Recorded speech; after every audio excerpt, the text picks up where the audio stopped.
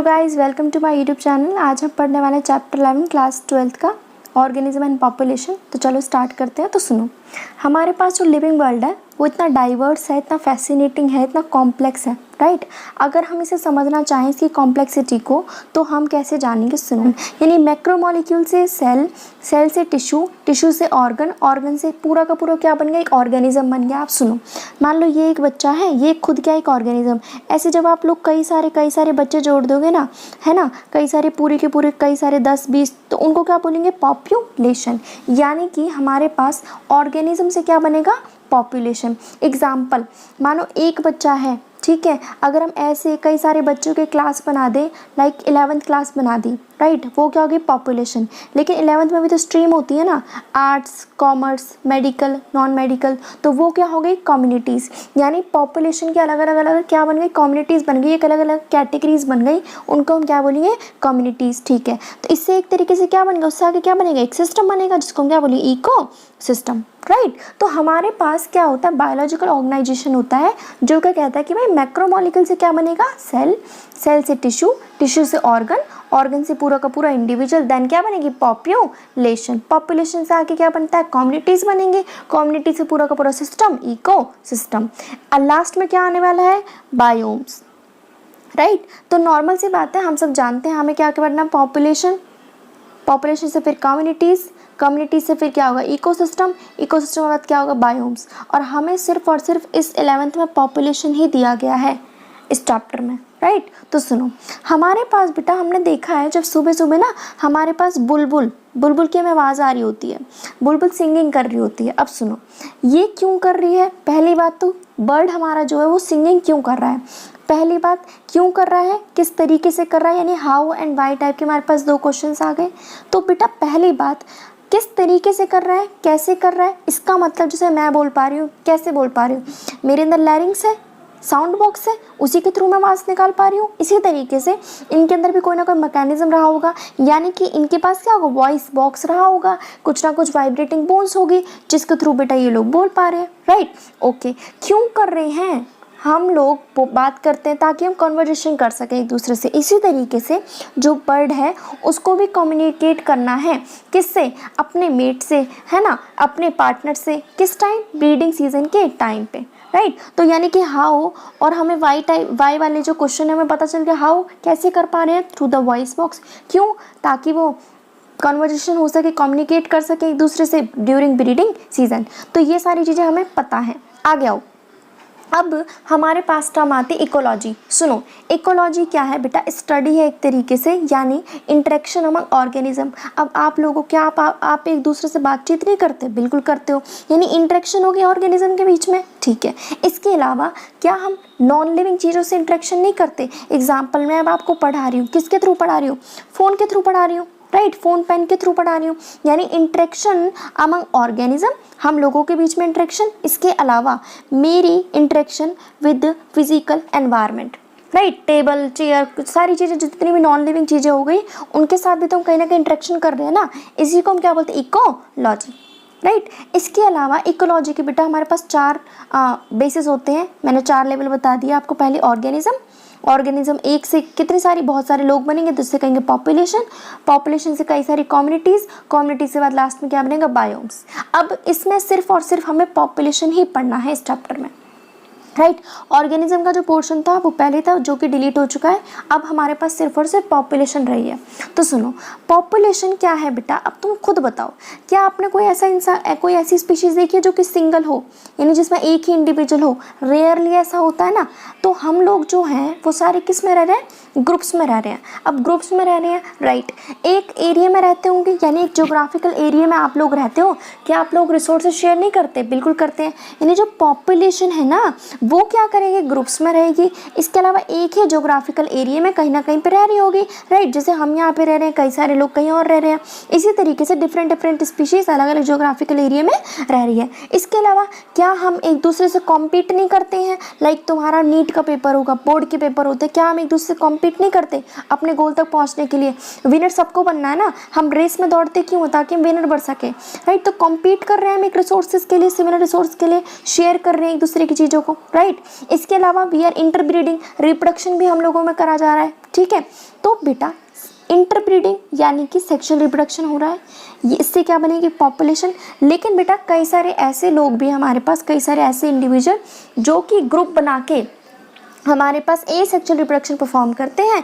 Example बेटा जैसे कि वेटलैंड में हो गए, कॉर्मोरेंट्स हो गए, चूहे हो गए बेटा आपके, है ना, टीक वुड ट्रीज हो गए फॉरेस्ट के अंदर, बैक्टीरिया हो गए बेटा कल्चर प्लेट्स के अंदर, लोटस प्लांट हो गए पॉन्ड के अंदर। तो बेटा ये सारे कुछ एग्जाम्पल हो गए किस किस तरीके की पॉपुलेशन आपके पास हो सकती है, राइट। अब सुनो बेटा, अब जो ऑर्गेनिज्म है उससे बेटा अपने बदलते हुए एनवायरनमेंट के साथ चेंज होना पड़ता है, राइट। जैसे ठंड आती है तो हम कपड़े वगैरह अपने ठंड वाले यूज़ करते हैं, गर्मी आती है तो गर्मी वाले यूज़ करते हैं। इसी तरीके से ऑर्गेनिज्म अपने आप को क्या करेगा, कोप अप करेगा, अपने आप को उस एनवायरनमेंट के अकॉर्डिंग चेंज करेगा, राइट।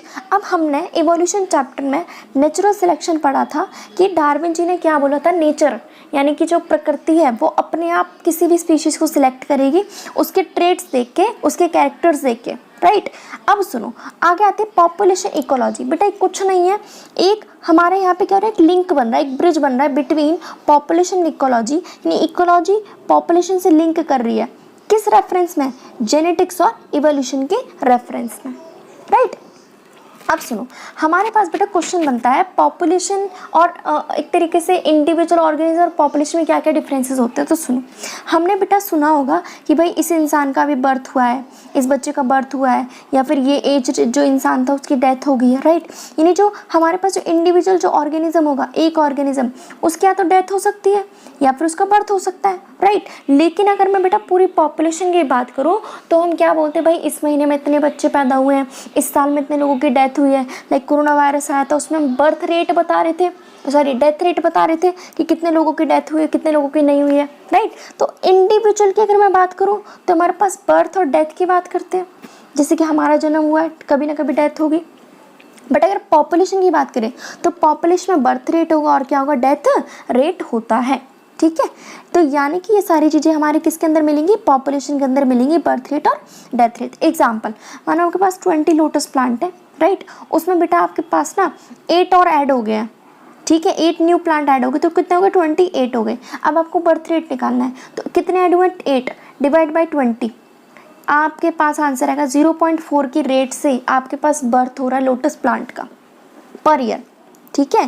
तो इस तरीके से अगर मैं डेथ रेट निकालूं तो मान लो आपके पास पहले 40 फ्रूट्स फ्लाइज थी, ठीक है, कितनी थी, 40। उसमें से बेटा हमारे पास क्या हो गया, चार की डेथ हो गई, तो 4/40 आंसर आ जाएगा 0.1, यानी 0.1 रेट के अकॉर्डिंग हमारे पास क्या हो रहा है, डेथ रेट निकल के आ जाएगा, ठीक है।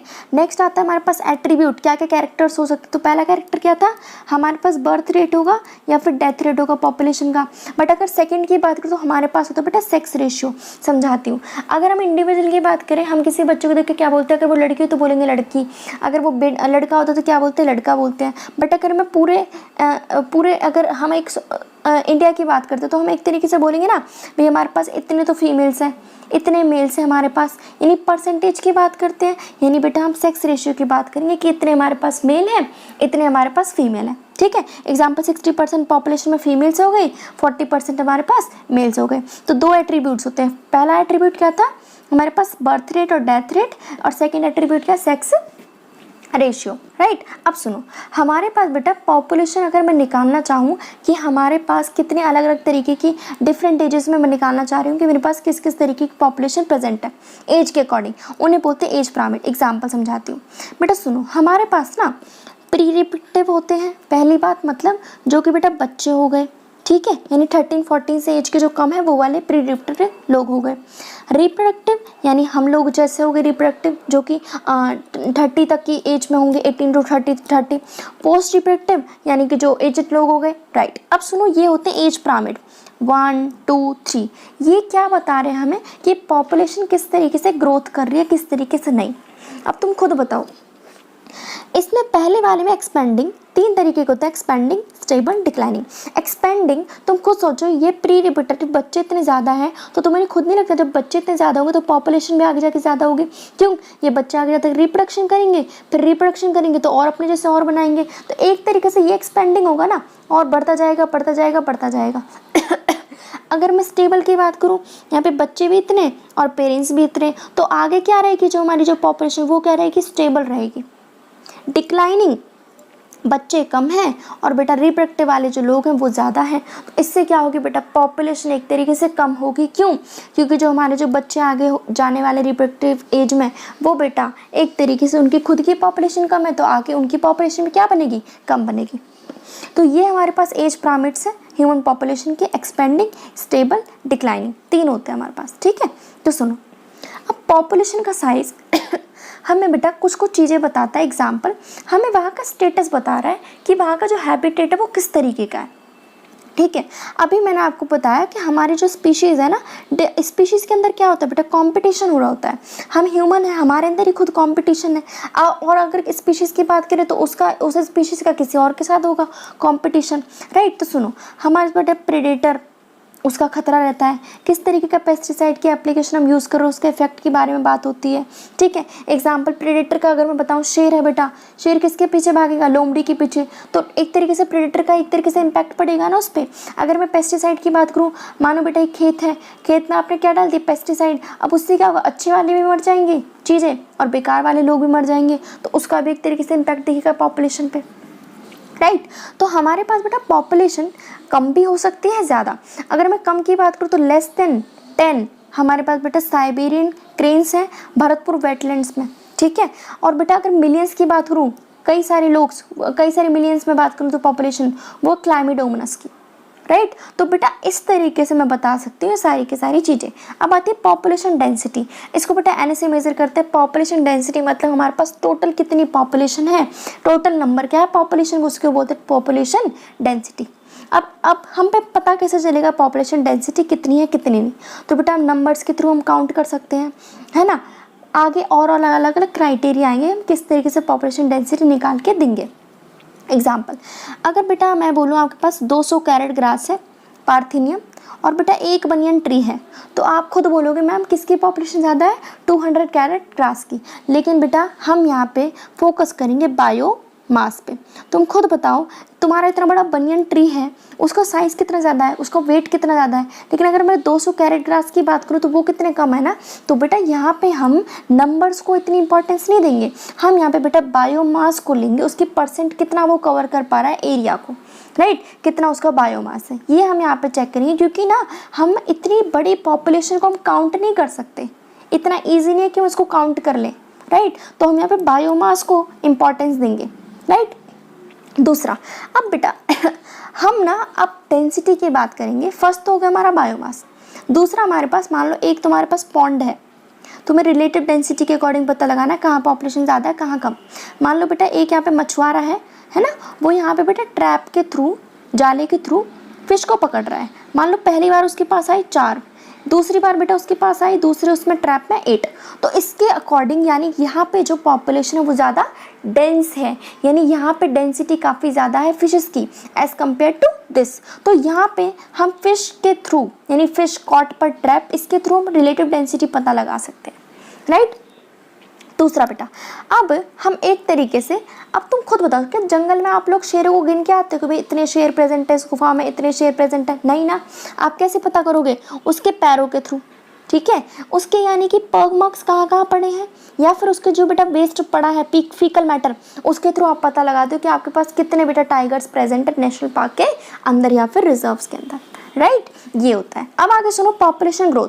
अब बेटा पॉपुलेशन का साइज हमेशा स्टैटिक नहीं होता, हमेशा सेम नहीं होता, पॉपुलेशन का साइज कम ज़्यादा होता रहता है। ये डिपेंड करेगा अलग अलग फैक्टर्स पे, लाइक फूड अवेलेबल है या नहीं है ना, प्रेडेशन का प्रेशर है, शेर वगैरह जो मैंने एग्जांपल दिया था, वेदर कैसा है वहाँ का, ठंडा है गर्म है, बारिश है क्या नहीं है, ठीक है। अगर बेटा पॉपुलेशन डेंसिटी में कुछ ना कुछ चेंजेस आते हैं, इसका मतलब हमारी पॉपुलेशन या तो कम होगी या फिर ज़्यादा होगी, ठीक है। तो अब बेटा हमारे पास इसके 4 क्राइटेरिया आते हैं।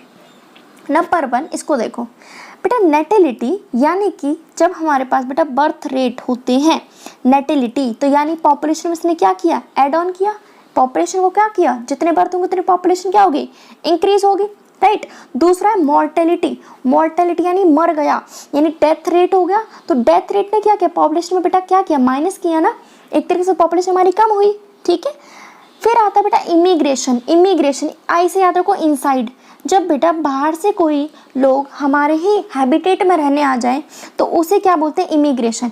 यानी कि ये भी तो पॉजिटिव हुआ ना, एक तरीके से सिर्फ पॉपुलेशन क्या बढ़ाया, पॉपुलेशन का साइज क्या किया, बढ़ा दिया। यानी बर्थ रेट और इमिग्रेशन ने यानी B+I ने आपके पास क्या किया, पॉपुलेशन के साइज को इंक्रीज कर दिया। ठीक है, अब है इमिग्रेशन। इमिग्रेशन ए मतलब एग्जिट, जब बेटा इस हैबिटेट के अंदर से कुछ लोग बेटा उठ के दूसरे हैबिटेट में चले जाएं उसे कहते हैं इमिग्रेशन। तो इससे हमें क्या समझ में आया, जो नेटिलिटी है और जो इमिग्रेशन है वो तो पॉपुलेशन के अंदर साइज को बढ़ाते हैं। अगर इनका नंबर ज़्यादा पाया इसका मतलब समझ जाओ हमारे पास पॉपुलेशन बढ़ रही है। ठीक है, और जो मॉर्टेलिटी है और जो इमिग्रेशन है वो हमारे पास क्या करते हैं, पॉपुलेशन के साइज को एक तरीके से कम कर रहे हैं। ठीक है, तो नेटिलिटी नंबर ऑफ बर्थ कितने ऐड हुए हैं, मॉर्टेलिटी कितनी डेथ हुई है बेटा उस पीरियड में, इमिग्रेशन कितने इंडिविजुअल कहीं और से आपके हैबिटेट में रहने आ गए, इमिग्रेशन। इमिग्रेशन तुम्हारे पास इंडिविजुअल कितने बेटा आपके हैबिटेट को छोड़ के कहीं और रहने चले गए, दैट इज इमिग्रेशन। ठीक है, तो अगर मैं आप पॉपुलेशन का साइज मुझे अगर निकालना पड़े, पॉपुलेशन डेंसिटी, तो हम कैसे निकालेंगे। मान लो ये NT+1 यानी पॉपुलेशन एट टाइम T आपकी इतनी है। ठीक है, B+I माइनस D+I, क्योंकि मैंने अभी कहा B+I क्या करेंगे, पॉजिटिव करेंगे एक तरीके से, और D+E। ठीक है, ये आया हमारे पास। तो सुनो, अगर बेटा पॉपुलेशन जैसे कि B+I अगर आपके पास नंबर ज़्यादा मिलता है इसका मतलब पॉपुलेशन का साइज क्या है, आपके पास ज़्यादा है। ठीक है, और जो बाकी के जो दो फैक्टर है D+E ये किसी किसी कंडीशन में मेन इंपॉर्टेंट रोल प्ले करते हैं। अगर मैं बोलूँ नई कॉलोनी बसी है, ठीक है, तो वहाँ पे तो बेटा लोग बाहर से रहने आएंगे ना, तो यहाँ पे क्या होगा, इमिग्रेशन। यानी कि इमिग्रेशन नए हैबिटेट में बेटा काफ़ी ज़्यादा रोल प्ले करता है as compare to birth rate. ठीक है, अब सुनो बेटा, अब हमारे पास आते हैं ग्रोथ मॉडल। ये ग्रोथ मॉडल क्या कहते हैं, हमारे पास दो ग्रोथ मॉडल है, एक्सपोनेंशियल ग्रोथ और एक है लॉजिस्टिक ग्रोथ। बेटा एक्सपोनेंशियल ग्रोथ का मतलब, अगर तुम्हारे पास मान लो तुम लोग हो, है ना, तुम्हें कोई पढ़ाई का प्रेशर नहीं, तुम्हें खूब खाना पानी सब कुछ मिल रहा है, सारे पैसे वगैरह, पिज़्ज़ा बर्गर सब कुछ, लैपटॉप वगैरह सारी चीज़ें मिल रही हैं, तो बेटा आपकी ज़िंदगी क्या हो जाएगी, ऐश की ज़िंदगी हो जाएगी। लेकिन क्या ऐसा रियल में होता है, नहीं। तो बेटा फर्स्ट मॉडल को तो मानो बिल्कुल झूठा। एक्सपोनेंशियल ग्रोथ बेटा क्या कहता है कि अगर बेटा किसी भी स्पीशीज़ को, है ना, किसी भी स्पीशीज़ को अगर आप पूरे फूड स्पेस रिसोर्स यानी सब कुछ अनलिमिटेड दोगे ना, तो बेटा वो खूब ज़्यादा बेटा अपने नंबर को इंक्रीज़ कर सकता है, जो कि डार्विन ने कहा था। ठीक है, लेकिन बेटा ऐसा कभी पॉसिबल नहीं है, ये हम सेकंड मॉडल में पढ़ने वाले हैं। ठीक है, तो यहाँ पे भी क्या रिसोर्स अनलिमिटेड होंगे तो वो अपने आप को बेटा पूरा उसका नंबर क्या होगा, उस स्पीशीज़ का ग्रो हो जाएगा। ठीक है, एक्सपोनेंशियल ग्रोथ एग्जाम्पल देखो, ये बढ़ता जा रहा यानी एक्सपोनेंशियल इंक्रीज होता जाएगा बेटा नंबर। ठीक है, अब सुनो, अगर मैं निकालूँ पॉपुलेशन डेंसिटी, कैसे निकालेंगे, तो बेटा DN/dt पॉपुलेशन पर टाइम, B-D कितना बर्थ हुआ है, बर्थ कितना डेथ हुई है, बर्थ में से डेथ रेट माइनस कर दो, मल्टीप्लाई बाय पॉपुलेशन।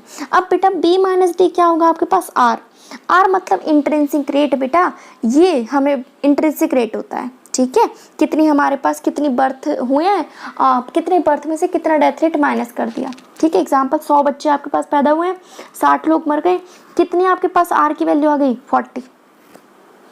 ठीक है, तो अगर एग्जांपल हम देखें, नॉर्वे रेट का बेटा इंट्रिंसिक रेट है 0.015, फ्लोर बीटल का 0.12 और ह्यूमन पॉपुलेशन का 0.0205 है। ठीक है, अब ये बेटा देखो जे शेप्ड का आप लोगों को नज़र आ रहा होगा, तो ये हमारे पास जे शेप्ड का कर्व होता है, ये याद रखना DN/dt, और ये RN क्या है, R क्या है, B-D है। ठीक है, ये होता है। अगर मैं इंटीग्रल फॉर्म में लिखना चाहूँ तो NT = N0 ठीक है, ये सब आप देख लेना। अब सुनो, अब बेटा इसके अकॉर्डिंग तो ये समझ में आया ना कि अगर किसी भी पॉपुलेशन को यानी किसी भी स्पीशीज़ को अगर आप मौका दोगे तो वो तो कुछ ही टाइम में अपनी काफ़ी सारी पॉपुलेशन को इंक्रीज कर लेगा। ठीक है, तो एक तरीके से वो इनॉर्मस नंबर उसके काफ़ी ज़्यादा इंक्रीज हो जाएंगे। एग्जाम्पल, एक हाथी आपके पास, ठीक है, अब ये हाथी जो कि काफ़ी इसकी जो स्लो ग्रोइंग एनिमल है, बहुत धीरे धीरे इसकी ग्रोथ होती है, अगर मैं इसको सारी चीज़ें अवेलेबल कर दूँ तो ये कुछ ही टाइम में अपनी बहुत ज़्यादा पॉपुलेशन को इंक्रीज़ कर लेगा। एग्जाम्पल है तुम्हारे पास ना एक राजा होता है, ठीक है, तो वो 64 ऐसे करके वो बॉक्स बनाता है, कितने बनाए, 64। अब बेटा उससे कोई शर्त लगाता है, वो कहता है चेस गेम है एक तरीके 64 का, ठीक है। वो कहते हैं एक गेहूँ यहाँ पे, फिर एक का डबल 2, 2 का डबल 4, 4, फिर ऐसे 1 2, मतलब एक का डबल डबल करते जाओ हर बार, 1 का 2, 2 का 4, 4 का 8, 8 का 16, 16 का 32 एंड सो ऑन। तो इससे हमें क्या पता चला, जैसे ही 64 हमारे पास कंप्लीट भी नहीं हो बेटा 64 डिब्बा। इससे क्या समझ में आ रहा है, अगर हम हर चीज़ अवेलेबल करते जाएंगे टाइम पे तो ऐसा पॉसिबल है ही नहीं। तो इससे क्या होगा बेटा, हमारे पास पॉपुलेशन जो है ना काफ़ी ज़्यादा इंक्रीज हो जाएगी, ठीक है। तो इसी तरीके से अगर मैं बात करूँ, हमारे पास जो पैरामीशियम होता है ना, अगर उसको यही 64 स्क्वायर की तरह उसके अकॉर्डिंग अगर हम देते जाएं तो वो बेटा अपने कुछ ही टाइम में अपनी पॉपुलेशन काफ़ी ज़्यादा इंक्रीज कर लेगा, ठीक है। अब आती है लॉजिस्टिक ग्रोथ, ये है लॉजिक वाली ग्रोथ, रियल ग्रोथ। किसी भी पॉपुलेशन में अनलिमिटेड बेटा रिसोर्सेज मिल ही नहीं सकते, लोग हम भी जानते हैं। हमारे पास उतनी ही चीज़ें अवेलेबल होंगी जितनी हमें ज़रूरत होंगी, चाहे वो खाना हो कुछ भी हो, ठीक है। अनलिमिटेड रिसोर्सेज होंगे। इसके अलावा हम लोगों को आपस में कंपटीशन भी करना होता है, ठीक है, compete करेंगे। दूसरा, डार्विन ने बोला था वो ही इंसान जी पाएगा जो कि फिट हो पाएगा, ठीक है। Fittest individual will survive and reproduce, वही हो पाएगा, ठीक है। तो बेटा हमारे पास गवर्नमेंट ने काफ़ी तरीके के रिस्ट्रेंट लगाए हैं ताकि हम ह्यूमन पॉपुलेशन को कम कर सकें, ठीक है। अब सुनो, एग्जाम्पल है बेटा तुम्हारे पास कैरिंग कैपेसिटी। ये कैरिंग कैपेसिटी है क्या, तुम मानो तुम बहुत भूखे हो, तुम लास्ट 2 रोटी खा लोगे, 8 खा लोगे, 10 खा लोगे, क्या 10 के ऊपर भी रोटी खा सकते हो, नहीं ना। यानी आप ही की क्या आ गई, कैरिंग कैपेसिटी। तो यानी बेटा हमारी जो रिसोर्सेज है ना वो एक कैपेसिटी के अकॉर्डिंग है, हम ज़रूरी नहीं है एक लिमिट तक उन चीज़ों को यूज़ कर सकते हैं, उसी को हम क्या बोलते हैं, कैरिंग कैपेसिटी, जिसको हम डिनोट करेंगे के से, ठीक है। तो सुनो, सबसे पहले हमारे पास आता है लैग फेस। लैग फेस फिर धीरे धीरे धीरे हमारे पास क्या आएगा, हमारे पास आएगा, देखो पहले धीरे धीरे धीरे बड़ा लैग फेस, फिर एसिलेशन, फिर डी एसिलेशन, फिर देखो एसिम्पटम। अब स्टैटिक हो गया यहाँ पे बिल्कुल। तो देखो dN/dt सेम, RN भी सेम, बस इसमें कैरिंग कैपेसिटी जोड़ दो K-N डिवाइड बाई K। यही होती है हमारी लॉजिस्टिक ग्रोथ, ठीक है। तो ये है हमारी लॉजिस्टिक ग्रोथ, पहले लैग फेस, फिर एसिलेशन, फिर डी एसिलेशन, फिर ए सिम्पटम। कोई भी स्टैटिक हो गया तुम्हारा यहाँ पे सब कुछ। तो यहाँ पे जो कर्व आता है वो आता है सिग्मॉइड कर्व, ठीक है, ऐसे आएगा सिग्मॉइड, लैग फेस, फिर एसिलेशन, डी एसिलेशन, फिर सिम्पटम। ये होता है तुम्हारा सिग्मॉइड का। तो बेटा ऐसी पॉपुलेशन ग्रोथ जब होगी ना तो उसको बोलेंगे वर्ल्ड हर्स्ट पर लॉजिस्टिक ग्रोथ। इसको कैसे बताएंगे मैंने अभी बता दिया, ठीक है। अब ये वाला जो मॉडल है बेटा काफ़ी रियल लगता है, ये लोग हम खुद ही जानते हैं। तुम खुद ही बता दो, क्या तुम्हें सारी चीज़ें अवेलेबल मिलती हैं, बिल्कुल नहीं मिलती। तुम्हारे पास कुछ ना कुछ चीज़ें लिमिटेड होंगी ना, ये थोड़ी सब कुछ तुम्हें अनलिमिटेड मिल जाए, ठीक है। नेक्स्ट है लाइफ हिस्ट्री वेरिएशन। बेटा अब सुनो, अब हमारे पास कई सारे लोग हैं, अलग अलग पॉपुलेशन है, अपनी पॉपुलेशन को बढ़ाने के लिए वो अलग अलग तरीके के रिप्रोडक्टिव मेथड्स यूज़ करते हैं, स्ट्रैटेजी यूज़ करते हैं। तो हमारे जो डार्विनियन साहब थे उन्होंने बताया था पॉपुलेशन तभी मैक्सिमाइज कर पाएगी अगर वो फिट होगी, ठीक है, डार्विन फिटनेस के अकॉर्डिंग। यानी जिसकी R वैल्यू ज़्यादा होगी वो ज़्यादा जी पाएगा, इंट्रिंसिक रेट जिसका ज़्यादा होगा, ठीक है।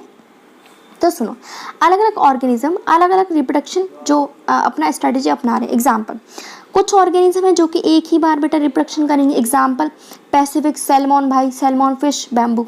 कुछ हैं जो कि कई बार ब्रीडिंग कर सकते हैं रिप्रोडक्शन, एग्जाम्पल हम हो गए, बर्ड्स हो गए, मैमल्स हो गए। कुछ ऐसे हैं जो कि लार्ज नंबर की प्रजनी देते हैं, ठीक है, एग्जाम्पल ओइस्टर, पैलेजिक फिशेस।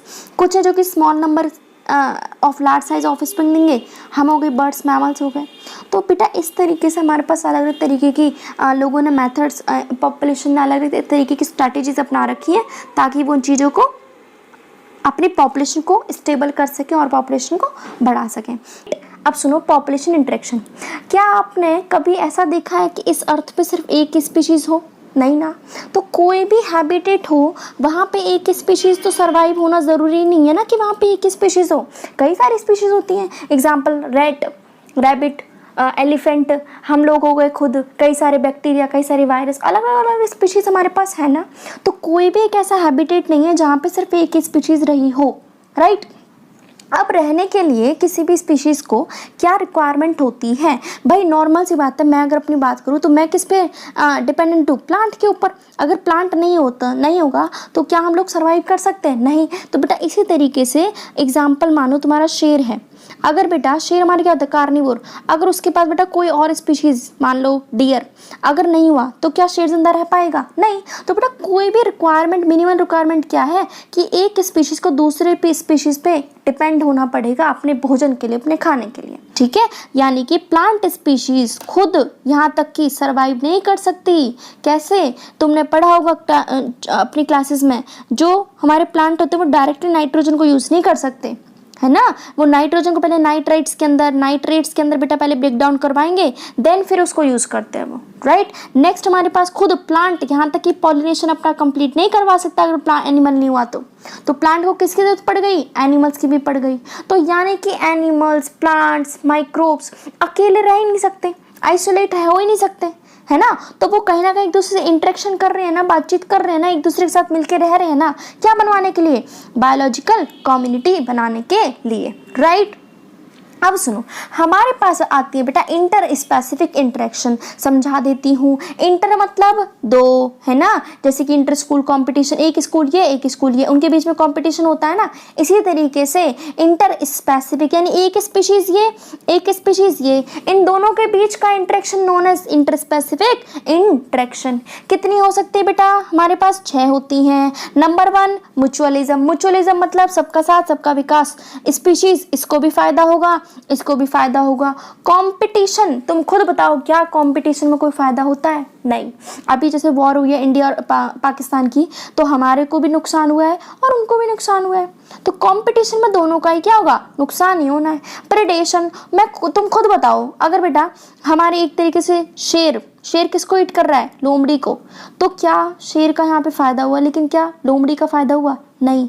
तो प्रेडेशन क्या होगा? किसी को कंप्लीटली खा जाना, तो उसको तो फायदा हुआ शेर का, लोमड़ी का फायदा नहीं हुआ। पैरासिटिज्म, अपने सिर को चेक करो, जू वगैरह, तो जू को तो फायदा है ना, उसको तो खून मिल रहा है खाने के लिए, चूसने के लिए। क्या हमें कोई फायदा है? नहीं। तो पैरासिटिज्म जिसमें स्पीशीज एक को फायदा होगा, दूसरी को नुकसान। कम्युनलिज्म, बेटा कम्युनलिज्म तो सबसे अच्छा है, यानी कि जिसमें एक को फायदा, दूसरे को ना नफा ना नुकसान। एग्जाम्पल बेटा एक क्लास है, क्लास में बेटा टीचर यहाँ पे बैठा है, यहाँ पे बच्चे बैठे हैं। अब टीचर बेटा पढ़ा रहा है आपको, अब तुम अब पढ़ो या ना पढ़ो, क्या टीचर को कोई फायदा होने वाला है? नहीं, उसको तो जब भी इतनी सैलरी मिल रही है। लेकिन अगर आप लोग अच्छा पढ़ोगे तो बेटा आपकी जिंदगी तो अच्छी बनेगी ना। तो कम्युनलिज्म मतलब एक को फायदा, दूसरे को ना नफा ना नुकसान। अमेनलिज्म जस्टिस का उल्टा, यहाँ पे आपको फायदा हो रहा था, अब आप अपने आप को नुकसान कर लो, और टीचर पे तो अब भी कोई फर्क नहीं पड़ने वाला, है ना। तो यानी यहाँ पे आपने पढ़ा तो आपको फायदा, नहीं पढ़ा तो आपको नुकसान। That's it, right. अब सुनो, अब म्यूचुअलिज्म मैंने आपको बता दिया, जिसमें दोनों को फायदा म्यूचुअलिज्म, जिसमें दोनों को लॉस कंपटीशन, जिसमें एक को फायदा दूसरे को नुकसान पैरासिटिज्म और प्रेडेशन, ठीक है। कम्युनलिज्म क्या होगा? जिसमें एक टीचर यानी टीचर को कोई नुकसान फायदा नहीं, लेकिन आपको जरूर फायदा होने वाला, तो कम्युनलिज्म। अमेनलिज्म जस्टिस का उल्टा, एक को नुकसान, दूसरे को ना नफा ना नुकसान, ठीक है। तो प्रेडेशन बेटा क्या है? तुम खुद बताओ। हम जैसे कि हम ना प्लांट को एक तरीके से खाना वाना प्लांट हम ईट कर रहे हैं, तो इसकी एनर्जी किस पे गई? हम लोगों पे आई, हमें भी तो कोई ना कोई खाएगा, हमारी एनर्जी किस पे जाएगी? दूसरे पे। तो एक तरीके से प्रेडेशन हमारे पास एनर्जी का ट्रांसफर करवा रहा है from one trophic level to next, right. Example tiger और डियर, अभी मैंने आपको समझाया, ठीक है। तो वो भी क्या होगा? प्रेडेशन। टाइगर उसको खाएगा, लोमड़ी को, डियर को, हिरण को, इन सबको ईट करेगा। नेक्स्ट स्पैरो, बेटा तुम्हारे पास कोई बर्ड है, राइट। अब बर्ड ना बेटा एक सीड को खा रहा है, तो वो भी प्रेडेशन हुआ। हाँ जी, क्यों? क्योंकि सीड भी तो आगे जाके प्लांट बनता ना। तो एक तरीके से हमने क्या किया, इसको बेटा कंप्लीटली इसको हमने डिस्ट्रॉय कर दिया, इसको खा लिया, तो वो भी क्या होगा? प्रेडेशन का एग्जाम्पल हुआ। दूसरा, अब जैसे कि हम लोग हैं, हम प्लांट को ईट कर रहे हैं, तो हम भी तो प्रेडेट कर रहे हैं एक तरीके से। तो एनिमल ईटिंग प्लांट्स वो भी क्या है? प्रेडेटर्स ही हैं, प्रेडेटर से अलग नहीं है वो लोग, ठीक है। जितने भी हार्बिवोर्स हो गए, राइट। अब सुनो, आखिरकार प्रेडेटर का रोल क्या है बेटा हमारे इकोसिस्टम में? काफी मेन रोल प्ले करते हैं। कैसे? प्रे की पॉपुलेशन को कंट्रोल में करते हैं। अब तुम खुद बताओ, अगर शेर नहीं हुआ बेटा जंगल में, तो सारे हिरण, लोमड़ी वगैरह सबकी पॉपुलेशन इंक्रीज नहीं हो जाएगी?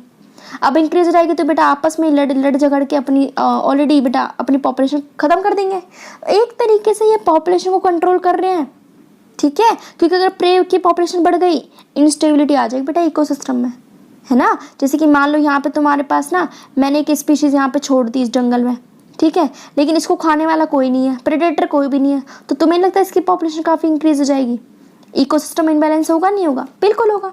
इसका एग्जाम्पल दे रखा है बेटा 1920 में ऑस्ट्रेलिया के अंदर एक था प्रिकली पियर कैक्टस। ठीक है, ये बेटा कुछ ही सालों में इतना ज़्यादा बढ़ गया, इतना ज़्यादा फैल गया ना, है ना, रैपिड ग्रोथ की इसने अपने, एक तरीके से बेटा बिल्कुल खतरा बन चुका था, हैवॉक बन चुका था। ठीक है, मिलियंस ऑफ हेक्टर्स में बेटा इसने अपनी ग्रोथ बढ़ा ली। इससे क्या हुआ, इनकी पॉपुलेशन तो बढ़ गई। क्यों? क्योंकि इनको कोई खाने वाला नहीं था। तो बेटा इसको खत्म करने के लिए हमें क्या लाना पड़ा? प्रेडेटर। अब बेटा कैक्टस की मौत लानी पड़ी, तो कैक्टस फीडिंग मौत। ठीक है, तो कैक्टस को खाने के लिए क्या लाए हम? मौत लाए, कैक्टस फीडिंग मौत। राइट। इसके अलावा बेटा हमारे पास ये लोग ना कंपटीशन भी कम करते हैं, किसके बीच में? प्रे। मान लो बेटा ये तुम्हारे पास एक रैबिट है, एक ये रैबिट है। ठीक है, मान लो यहाँ पे तुम्हारे पास इतनी सी घास है, तो ये इससे लड़ेगा, ये इससे लड़ेगा कि भाई मैं इसको ईट करूँगा। तो एक तरीके से कंपटीशन प्रे के बीच में भी तो कम हो गया ना, क्योंकि बेटा ऑलरेडी वो उसको खा के बैलेंस कर देता है। राइट। तो प्रेडेटर मेंटेन करके चल रहे बेटा इनके बीच का कंपटीशन को भी। राइट। एग्जाम्पल तुम्हारे पास है अमेरिकन पैसिफिक कोस्ट के अंदर बेटा एक पिसास्टर था। राइट, पिसास्टर एक प्रेडेटर होता है, उसको हमने यहाँ से निकाल के बाहर फेंक दिया। ठीक है, तो 10 इन्वर्टेब्रेट्स पहले यहाँ पे रहते थे जिनको पिसास्टर खाया करता था। अब ये 10 इन्वर्टेब्रेट्स भी खत्म हो गए। कैसे? क्योंकि बेटा आपस में बेटा इनका कॉम्पिटिशन इतना बढ़ गया, एक दूसरे को मार दिया, एक्सटेंट हो गए बेटा एक ही साल में। ठीक है, तो यानी कि प्रे की पॉपुलेशन को किसने कंट्रोल कर रखा था? प्रेडेटर ने कंट्रोल कर रखा था। राइट। अब सुनो, अब बेटा प्रेडेटर इतना भी खतरनाक नहीं होना चाहिए कि उसके चक्कर में सारे के सारे प्रे की पॉपुलेशन ही खत्म हो जाए। प्रेडेटर इतना भी एफिशिएंट या फिर इतना ओवर एक्सप्लॉइट नहीं होना चाहिए कि पॉपुलेशन ही खत्म हो जाए, किसकी? प्रे की। तो इससे बचने के लिए बेटा हमारे पास कई सारे मैकेनिज्म अपनाए हैं प्रे ने, चारे ने, ताकि वो अपने आप को बचा सके। आपने जैसे कि गिरगिट देखा होगा, चैमलियन किस कलर का होता है? अलग अलग कलर होता है, इसको तो कोई कलर ही नहीं है। ठीक है, जैसे कि तो वो कैमोफ्लेज यूज़ करते हैं। जैसे फ्रॉग है तुम्हारा, फ्रॉग का कलर क्या होता है? ग्रीन। कई सारे इंसेक्ट्स होते हैं वो अपना कलर चेंज कर सकते हैं, उसे कहते हैं कैमोफ्लेज, ताकि उन्हें कोई पहचान ना पाए। एग्जाम्पल हमारे जो फौजी होते हैं, जंगल में रहते हैं, कहीं पे भी रहते हैं, उनकी जो ड्रेस है वो किस कलर की है? ग्रीन कलर की। क्यों? ताकि वहाँ का बैकग्राउंड भी क्या होता है जंगलों में? ग्रीन, ताकि उन्हें कोई डिटेक्ट ना कर पाए। राइट। तो बेटा कुछ ने कैमोफ्लेज कर रखा है, किसी ने पॉइजनस सब्सटेंस अपने अंदर रखा है, जहरी रख रखा है। एक है बेटा मोनार्क बटरफ्लाई, नाम है इसका मोनार्क बटरफ्लाई, इतनी ज़्यादा डिस्टेस्टफुल है जिसकी कोई लिमिट नहीं है। डिस्टेस्टफुल कैसे हुई? क्योंकि बेटा इसने कैटरपिलर स्टेज में एक तरीके से एक पॉइजनस वीड खा लिया। जब इसने खुद ही जहर खा लिया तो क्या इसके अंदर टेस्ट होगा? बिल्कुल भी नहीं। तो इतनी डिस्टेस्टफुल है, इसको बेटा कोई खाता ही नहीं है। ठीक है, इसके अलावा बेटा हमारे पास कई सारे ना बेटा नियरली 25% ऐसे इंसेक्ट्स हैं जो कि प्लांट के सैप को खाते हैं। ठीक है, ऐसो को कहते हैं फाइटोफैगस। अब तुम्हें पता प्लांट है बेटा, प्लांट अपनी जगह से भाग तो सकता नहीं है, हम तो जा सकते हैं, तो प्लांट तो अपने आप रन नहीं कर सकते ना, तो इसलिए उनकी बॉडी पे क्या प्रेजेंट हो गए? कांटे, थॉर्न्स प्रेजेंट होते हैं। Example cactus acacia. ठीक है, अकेसिया कैक्टस के ऊपर क्या प्रेजेंट है? थॉर्न्स प्रेजेंट है। राइट। इसके अलावा बेटा कई सारे ऐसे प्लांट्स होते हैं जो कि अपने अंदर क्या करते हैं? कुछ ना कुछ केमिकल्स रिलीज कर रहे होते हैं। जरूर नहीं प्लांट्स हो, कुछ ना कुछ ऐसे प्रे जो अपने अंदर केमिकल्स स्टोर कर रखेंगे। जैसे उसे कोई खाएगा वो केमिकल उसकी बॉडी को होस्ट के अंदर जाएगा, होस्ट बेटा खत्म हो जाएगा, है ना। कैसे हो सकता है? उसका डाइजेशन खराब हो जाए, या फिर उसका रिप्रोडक्शन जो कैपेसिटी है वो एक तरीके से डिस्टर्ब हो जाए, यहाँ तक कि वो होस्ट मतलब जो प्रेडेटर है वो खत्म भी हो सकता है। एग्जाम्पल आपने आकड़ी का पेड़ देखा होगा, छोटा सा होता है, कहीं पे भी उग जाता है, वो वीड है। तो कैलोट्रोपिस कहीं पे भी उगा रहता है। कैलोट्रोपिस के अंदर देखा होगा दूध की तरह एक सब्सटेंस निकलता है, वो दूध नहीं है, वो एक तरीके से केमिकल है जो कि कार्डियक ग्लाइकोसाइड, एक पॉइजन है। तो तुमने देखा होगा उसके आसपास कोई भी कैटल या कोई भी गॉट उसको खाती नहीं है। ठीक है, कोई जहर को खाना क्यों पसंद करेगा? इसके अलावा बेटा हमारे फेवरेट निकोटिन, कैफीन, क्विनिन, है ना, स्टाइनिन और तुम्हारे ओपियम, ये क्या चीज़ है? निकोटिन तंबाकू में जो हम डालते हैं, कैफीन कॉफ़ी में डाल रहे हैं, ओपियम गांजा, चरस गांजा, ये सब हम लोग यूज़ कर रहे हैं, लेकिन हमारे लिए नहीं है सब।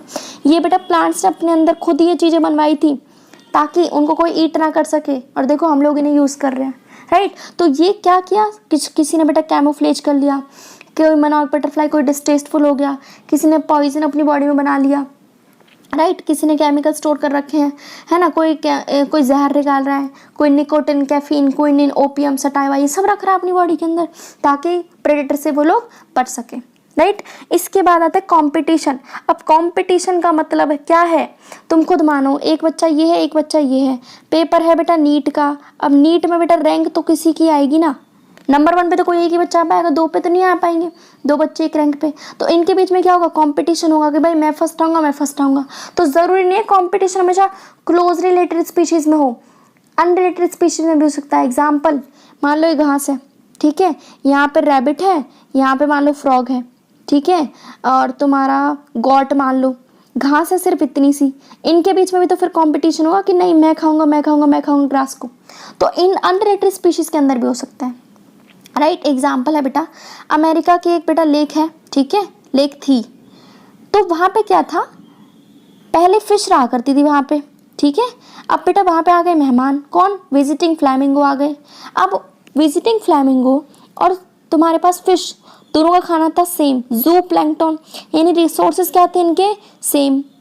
तो इससे में क्या समझ में आया, अनरिलेटेड स्पीशीज़ भी एक रिसोर्सेज के लिए कंपटीशन कर सकती हैं, ठीक है।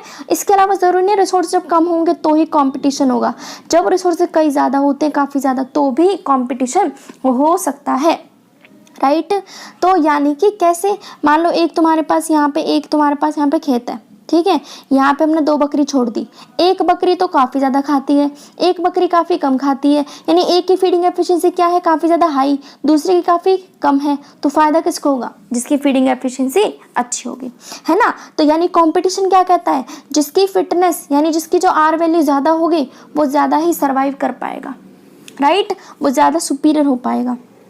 तो बेटा हमारे कुछ गॉस साइंटिस्ट थे, गॉस और बाकी इकोलॉजिस्ट, उन्होंने क्या बताया कि सुपीरियर स्पीशीज़ हमेशा इन्फीरियर वाले को ख़त्म कर देती है ना। जैसे कि तुम्हारा जो टाइगर और डियर था, टाइगर किसको ईट कर रहा था, डियर को, क्योंकि टाइगर क्या है, खुद सुपीरियर और डियर क्या है, इन्फीरियर। तो इससे हमें ये चीज़ समझ में आई। एग्जाम्पल, तुम्हारे पास ना बेटा क्या था, अब एक चीज़ समझना, एक यहाँ पे एक आइलैंड था, नाम है गैलापागोस आइलैंड, राइट। यहाँ पे बेटा टॉर्टॉइज रहते थे, ठीक है, टॉर्टॉइज यहाँ पे रहते थे। जैसे बेटा मैं यहाँ पे बकरी लेके आई ना, बकरी की वजह से सारे के सारे टॉर्टॉइज बेटा विलुप्त हो गए। क्यों, क्योंकि बेटा इनकी जो ब्राउजिंग एफिशिएंसी थी ना गॉट्स की, वो काफ़ी ज़्यादा थी, राइट। तो इस तरीके से सुपीरियर वाली इन्फीरियर को क्या कर देती है, ख़त्म कर देती है।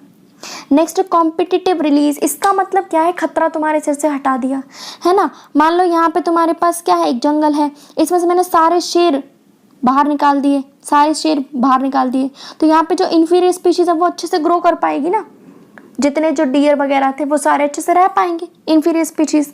तो कॉम्पिटिटिव रिलीज क्या कहती है, जब हम कॉम्पिटिंग स्पीशीज को ही वहाँ से रिमूव कर देंगे, जो सुपीरियर स्पीशीज थी, तो आराम से लोग रह पाएंगे, इन्फीरियर वाले। एग्जाम्पल, मान लो आप लोग क्लास में बैठे हो, टीचर ने दिया टेस्ट, आपके सिर पर बेटा डंडा लेके खड़ा है, लेकिन जैसे ही वो टीचर आपके इधर से हटा, आप बेटा आराम से बैठ जाओगे, रिलैक्स हो जाओगे, क्यों, आपको डर ही नहीं होगा, ठीक है। तो कॉम्पिटिटिव रिलीज यानी कि रिलीज फैक्टर एक तरीके से हमने क्या कर दिया, रिमूव आउट कर दिया सुपीरियर स्पीशीज को वहाँ से, राइट। इसके बाद बताता है कॉनेल्स का एक्सपेरिमेंट।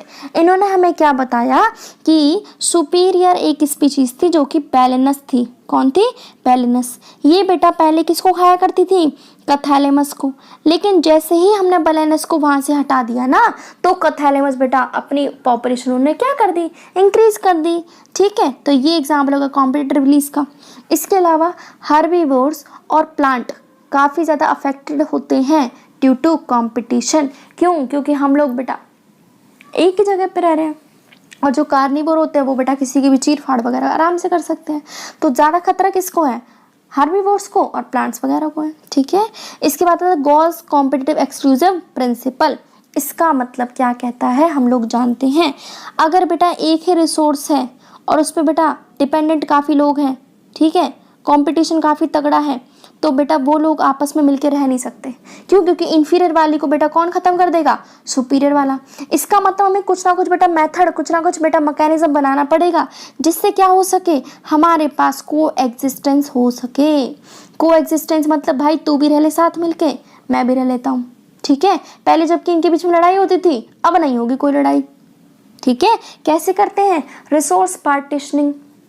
एग्जाम्पल मान लो तुम्हारे पास बेटा तुम्हारे पास 2 स्पीशीज़ हैं, ठीक है, मान लो ये तुम्हारे पास 2 स्पीशीज़ हो गई, एक स्पीशीज़ यहाँ, एक स्पीशीज़ यहाँ। एरिया इनका बेटा सेम है, यहाँ पे बेटा पानी है, पानी पीने आ रहे हैं, ठीक है। तो ये वाली कहेगी भाई मैं सुबह पानी पी लूँगी, ये वाली स्पीशीज़ कहेगी मैं रात को पी लूँगी। तो यानी कि इन्होंने क्या किया, एक दूसरे के बीच में जो कंपटीशन था उसको डिले कर दिया, उसको हटा दिया, एक तरीके से रिमूव आउट कर दिया। रिसोर्सेज को पार्टीशनिंग, उसको एक तरीके से उसको डिवाइड कर दिया कि भाई इस टाइम तक आप लोग आ सकते हो, उस टाइम तक बेटा हम लोग आ सकते हैं, राइट। तो यहाँ पे हमने डिफरेंट टाइम चेक किया कि कब हम फीड कर सकते हैं, अलग अलग फॉरगेजिंग पैटर्न्स को हमने यूज़ किया, ठीक है।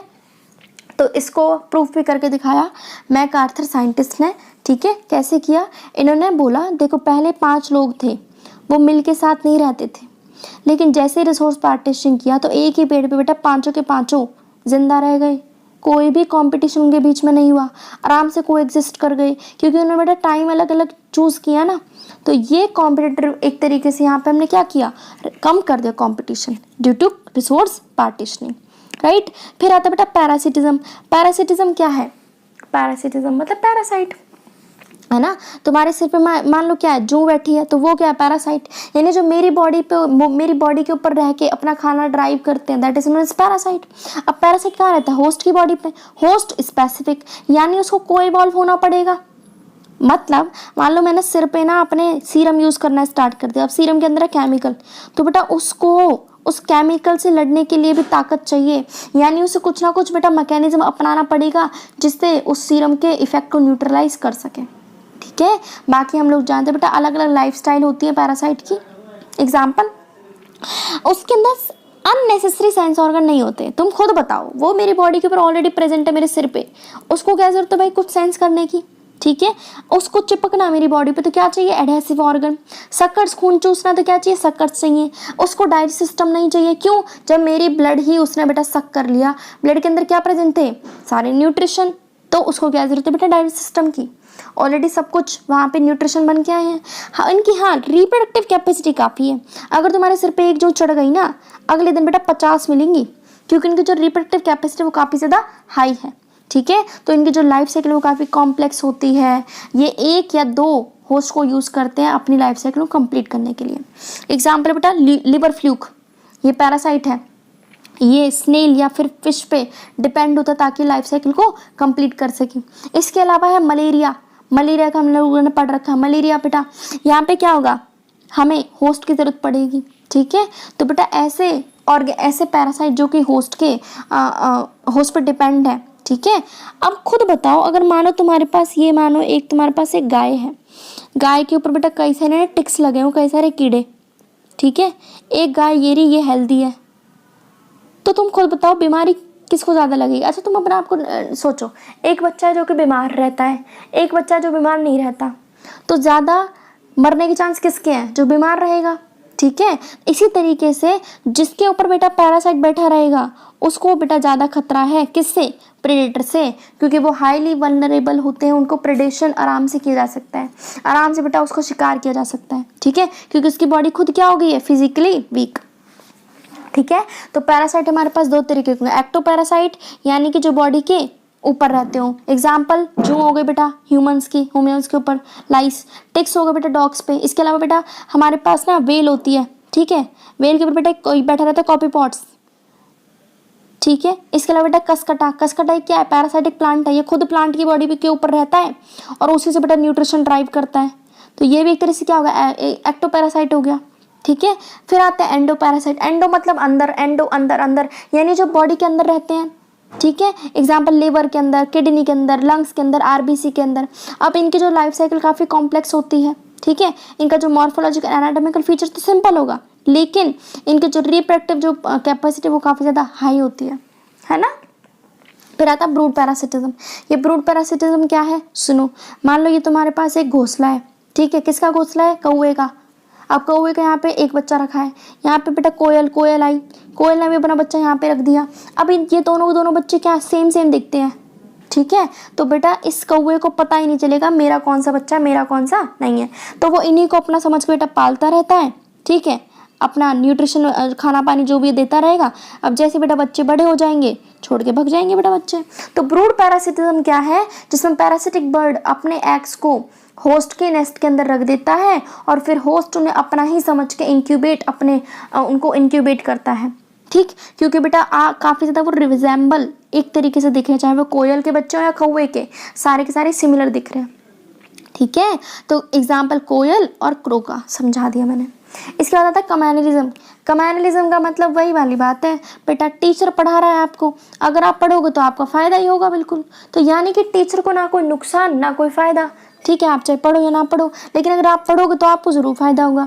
यानी एक स्पीशीज़ को बेनिफिट मिलेगा, दूसरी को ना नफ़ा ना नुकसान। एग्जाम्पल मान लो ये एक तरीके से एक मैंगो का प्लांट है, इसके ऊपर एक एपीफाइट है ऑर्किड।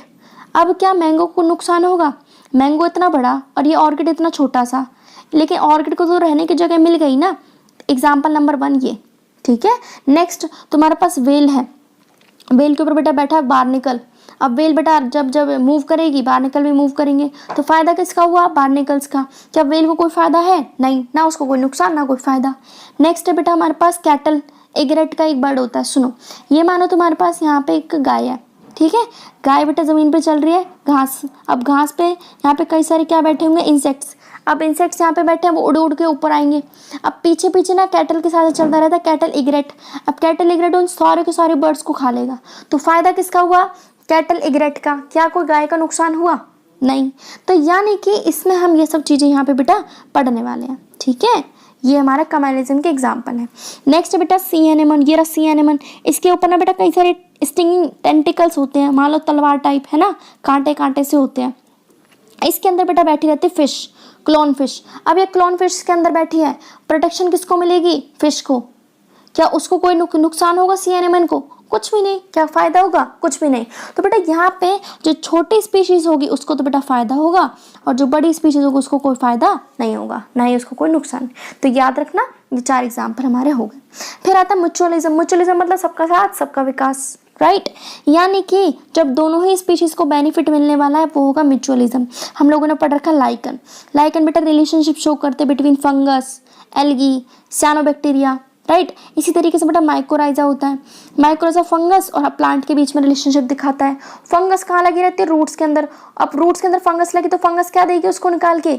न्यूट्रिशन एब्जॉर्ब करके देती है। प्लांट क्या देगा उसको? खाना बना के देगा बदले में। ये होगा म्यूचुअलिज्म। ठीक है, इसके अलावा बेटा प्लांट एनिमल रिलेशनशिप दिखाए हैं, हमने चैप्टर 1 में पढ़ रखे हैं। यहाँ पे क्या होता है ना, देखो तुम्हें पता प्लांट का जो पॉलिनेशन वो कौन करवाता है? एनिमल्स कराते हैं। अगर हमारे पास एनिमल्स नहीं हो तो क्या हो पाएगा? पॉलिनेशन नहीं। इसके अलावा सीड को कौन डिस्पर्स करवाता है? एनिमल्स करवाते हैं। बदले में एनिमल्स को क्या मिलेगा? देखो एनिमल्स तुम्हें पता है वी आर सेल्फिश, तो एनिमल्स बदले में क्या लेंगे? फीस। फीस किस केस में लेंगे? रिवॉर्ड्स लेंगे बेटा, in the form of rewards. मान लो नेक्टर। नेक्टर मतलब फूड, है ना। हम किसी की हेल्प तब कब करेंगे? मेरे को मान लो मैं मधुमक्खी हूँ, मैं किसी फूल के ऊपर जाके बैठी, क्यों? ताकि वहाँ से मुझे क्या मिल सके? शहद मिल सके, और बदले में मैं उसका क्या करवा दूंगी? पॉलिनेशन में बदले में उसका करवा दूंगी, राइट। तो रिवॉर्ड किसकी फॉर्म में मिल सकते हैं? जूस की फॉर्म में, फ्रूट्स की फॉर्म में, या सीड, इन सब की फॉर्म में मिल सकते हैं, राइट। इसके अलावा बेटा कई सारे ऐसे एनिमल्स हैं बेटा जो धोखेबाज है। हमारे केस में नहीं होते, ह्यूमंस के केस में। प्लांट्स एनिमल्स के केस में बेटा धोखेबाज बैठे हैं, चीटर्स। मतलब वो क्या करते बेटा, मधुमक्खी थी, इसके ऊपर आके बैठी, सारा का सारा बेटा शहद ले लिया, लेकिन कोई भी पॉलिनेशन नहीं करवाया। इन्हें कहते हैं चीटर्स, राइट। इसके अलावा हमारे बेटा म्यूचुअलिज्म में दोनों को इवॉल्व होना पड़ता है। मतलब कि सुनना, आगे बताऊंगी कैसे। हमारे पास एक होता है बेटा फिग ट्री। क्या होगा? फिग ट्री, ठीक है। एक होती है बेटा वेस्प। कौन होगी? वेस्प। अब बेटा ये दोनों एक दूसरे के बिना जिंदगी जी नहीं सकते, एक दूसरे के साथ पार्टनर है एक दूसरे के। कैसे कंप्लीट करते हैं लाइफ साइकिल? जो वेस्प है ना, वो अपने बच्चों को फ्रूट ट्री की ओवरी के अंदर रख देती है, ठीक है। और बदले में ट्री उसको क्या बोलता है कि भाई तू मेरा सीड यूज कर ले, ताकि तेरे लार्वा डेवलप हो सके, नरिशमेंट उसको मिलती रहे, ठीक है।